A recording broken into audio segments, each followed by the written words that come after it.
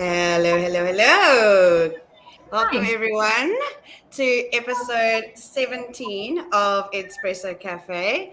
I'm very, very excited to have Samantha Evans, or Sam Evans for short, with us on Espresso this afternoon. Two white girls chatting anti-racism. How on earth did we get here? How did you get here, Sam? Oh, it's so nice to see you, Linz. Sure.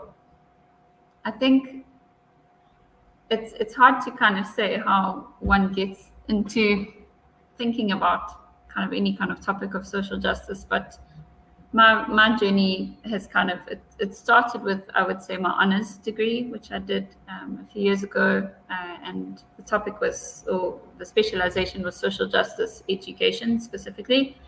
And it kind of opened up a whole world that I didn't know about, and it's the kind of thing that never leaves you. And once you start, there's just so much that you just kind of keep going, and it gets bigger and more beautiful the further you go. So I'd say, yeah, that's pretty much where it all started for me. Yeah, I think I so resonate with what you're saying about once you've seen something, it never leaves you, and you just kind of keep on peeling back the layers and going deeper and deeper into it. I think in my own journey, like having been a teacher, and now effectively running a company that teaches teachers, I think it is. I found that to be so true. I think it's really a case of when it comes to social justice, when it comes to anti-racism, when it comes to all of these things, I think there's just so much that we don't know, like we're so racially illiterate. And when you start to kind of see things and realize how the whole world is rigged, not in not in favor of people like us, that it really starts to kind of have an impact. And I think, yeah, when I met you, when we did our anti-racism webinar series with a whole bunch of different experts and things, it just really, yeah, it's absolutely is that. It's a journey that that doesn't end. Once you've seen something, you can't unsee it. And then I guess, though, it's a choice, right? It's a choice to kind of translate your learning and your understanding of the world, and your understanding of social justice into practice. So I'd love for you to share a little bit about what you've done in your library space, and kind of how you've translated your own learning into practice. Yeah, pretty much. When I never saw myself being a librarian. It was never kind of part of my plan. But when the opportunity presented itself and I got started, I was very lucky to inherit a really beautiful library, and the librarian that I took over from at my school had such a great relationship with the kids, and the library was a really exciting space to be in. And it really made me think, well, what are we doing in this space, and why are we doing it, and how is it relevant to our kids? And so I started kind of peeling back the layers of, well, what are we doing at this space? And it was all the typical things, like doing, talking about the non-fiction section of the library, and, for example, in the Decimal system, and how to research using books. And I just found that the kids, I found myself not believing what I was saying. Yeah. And kind of just restructuring everything, and just thinking, well, I'd love the library to be a space that kids feel that they can be in and be themselves, and have discussions. And when I was a kid, libraries were, in my own experience, libraries were places that you had to be quiet, you had to remember your books, or else you're in big trouble. And they were just spaces that I was quite uncomfortable in, even though I was a reader myself. And so I just kind of reflected on that experience and thought, well, what can I do differently? And so the Yeah. idea of having a space that, kids are allowed to have conversation in, granted that it's appropriate and relevant, and Yeah. on task, so that's where that kind of thinking came from. And then with my social justice interest and background, it kind of presented itself to me as being this space that, hang on, this is a really cool opportunity to integrate social justice within the school and within the curriculum in a very practical, hands-on way. And you've done some super practical, like really great hands-on things that we featured on our website, on our stories page, and the link is also down at the bottom there. So if you want to see some of what Sam's talking about, definitely pop to that link and have a look. But don't you want to tell us about some of the kind of the practical things that you've done to really engage with social justice issues in your library space?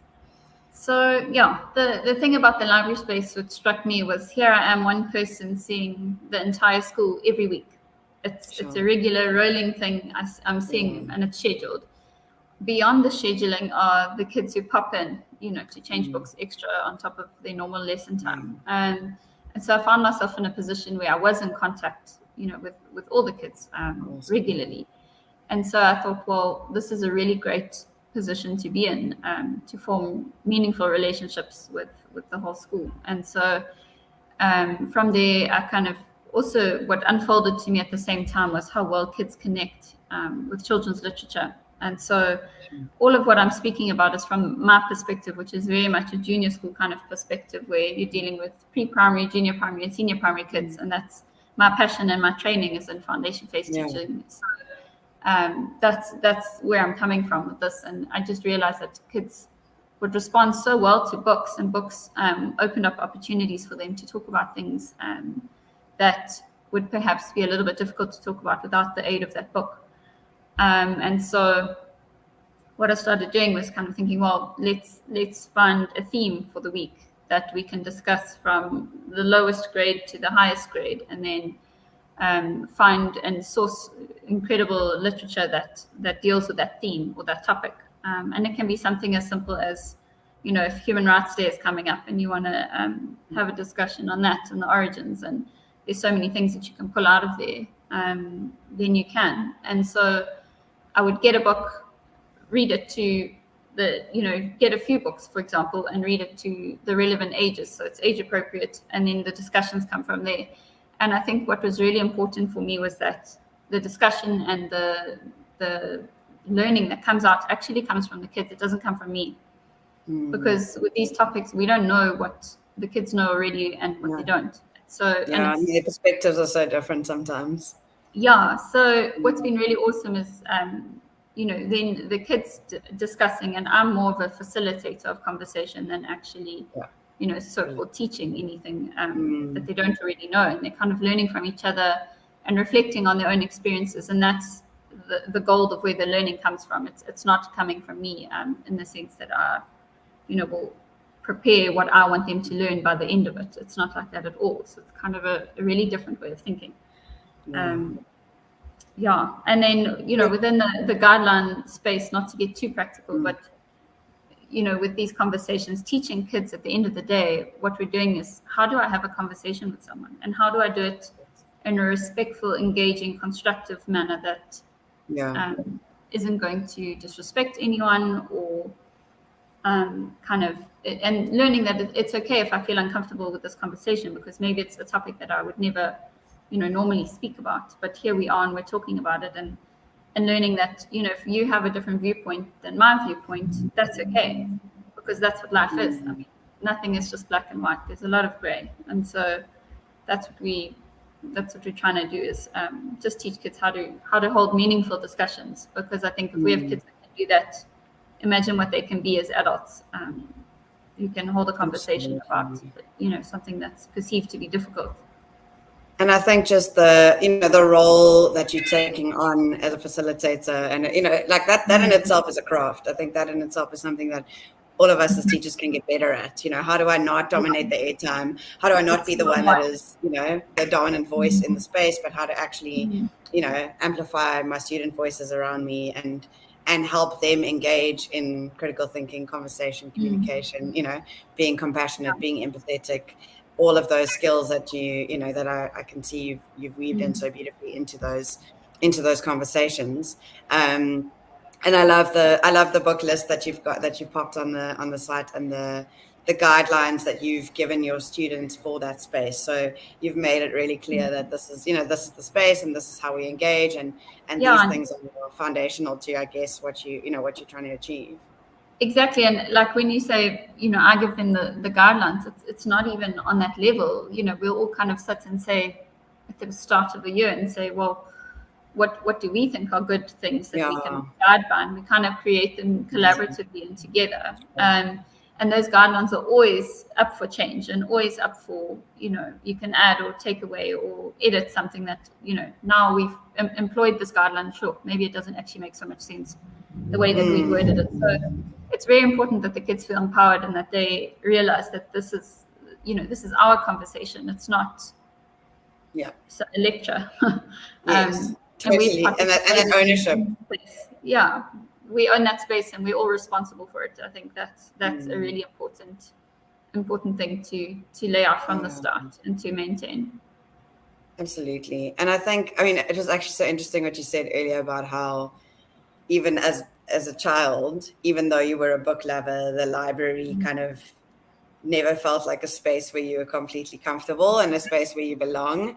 And I just think, I've just become so acutely aware that actually for many, many students in our country, the whole of school feels like that library felt for you as a child. That schools are really not spaces. The schools are schools that were designed for white students, and that they're not spaces where students of color feel like they belong. And I think I love what you're doing in the library as a kind of a hub and a space to create those conversations. But how does that kind of expand into the rest of your school? How do you see making the shift in school culture in general, so that our schools are more like spaces where students actually do feel belonging and where they do feel that sense of that there's some kind of justice in the way they're being educated even.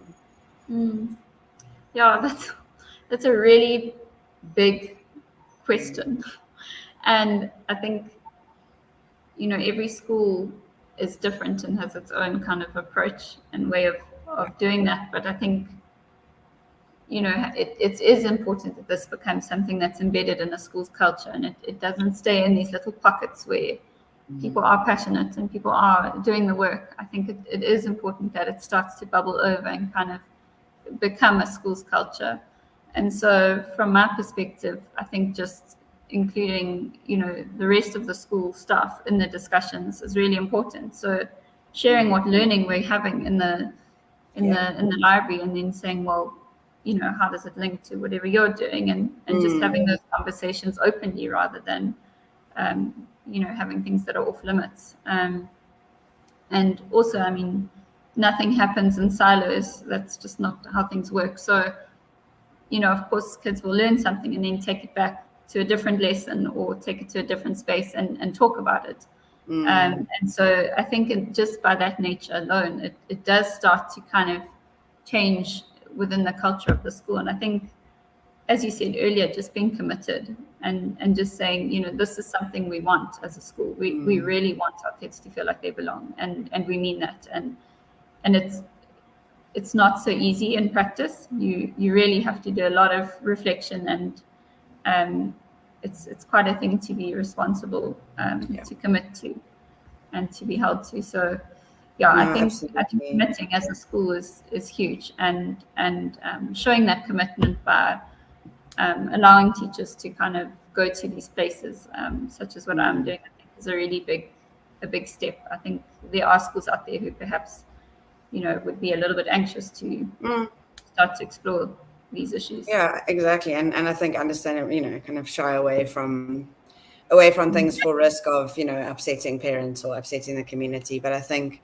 I love Dr. Kendi's work, and I just love this quote of his where he speaks about the fact that there isn't neutrality in the racism struggle, that you either are allowing racial inequalities to persevere through action or inaction even, or that you are confronting racial inequalities and that you are actively anti-racist. And I think that it is so important that schools are taking ownership of this and that are committing to, like you said, not just supporting or endorsing the work that you are doing in your space, but that it is a whole school leadership decision, that this is really a priority, but I do love the practicality of what you're doing. And a lot of schools have libraries that can be the heart of this kind of conversation, which I think is a really really encouraging and a really an exciting space to be utilizing. So thank you for leading the way in that, and for sharing so openly what you're doing, along with all of your resources. I just think man, there's so much to learn, and there's so much that I've learned from so many incredible people. And it really is a team effort. It's about, as you say, being committed and just going out there and digging in all the literature you can find, digging in, the relationships you have with people, talking about it. There's so much media out there that you can consume to kind of educate yourself, and there's some incredible minds out there that you can learn from.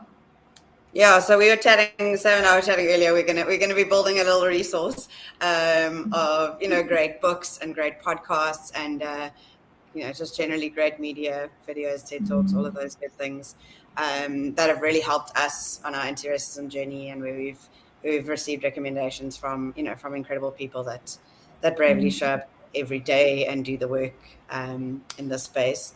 But I'd love to know from you, Sam, like on a personal level. So like I'm a teacher, I'm watching this, I don't work in the library, so that's not an option for me, but I feel like I want to be doing more. I want to be more actively anti-racist. I'd like to better understand, social justice issues, and I'd like to kind of be better. What advice would you give to people who were watching us chat from that angle? I think I would perhaps say it's very exciting to want to try and change the world, but that's not ever going to happen. And I think you have to start with yourself. You can't employ things in your classroom until you've done the work yourself. It's work that needs to be done quite responsibly. And so if you aren't quite aware of if you haven't thought out everything yourself, then how can you do it with little ones and be responsible for that? So I think a really important thing is to start with yourself before you start with your school or with your class. And start thinking of your space. You have to start with yourself, and there's some really incredible resources out there, like I said, and you'll be surprised. I mean, since starting this work, I've been blown away by how many communities there are that you can be a part of, that you never know existed. WhatsApp groups within your school, within your province, within your country. There are even social justice groups for teachers nationally, and Facebook groups, and incredible people to follow, like on Instagram, TikTok. There's just so much out there, and it's just a case of kind of committing yourself and saying, well, what do I have the time to do, and what am I willing to make time for? And maybe there's this cool book that someone's recommending to me to read, and just start. That's all it is. It's just start, because it is overwhelming. So I would say start with yourself, work through your own experiences, how you are positioned in your life and through your various identities, because we can't forget it's not just about race. There are other aspects that all intersect and collide, like language and gender and class and so on. So there's just a lot out there, and you need to do the work on yourself, I would say, before beginning to think, well, what can I do in my space? But Absolutely. I think the word belonging has always been super helpful to me.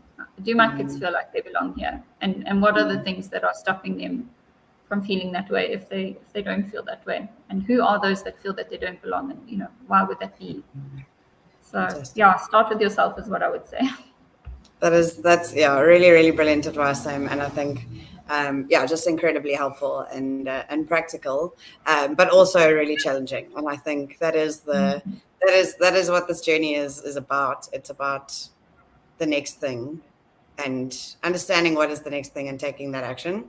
So Sam and I are promising that we are going to put together that list of resources. We'll curate all of them, so that those of you who are wanting to get started can definitely go and have a look. We'll link that in Sam's story.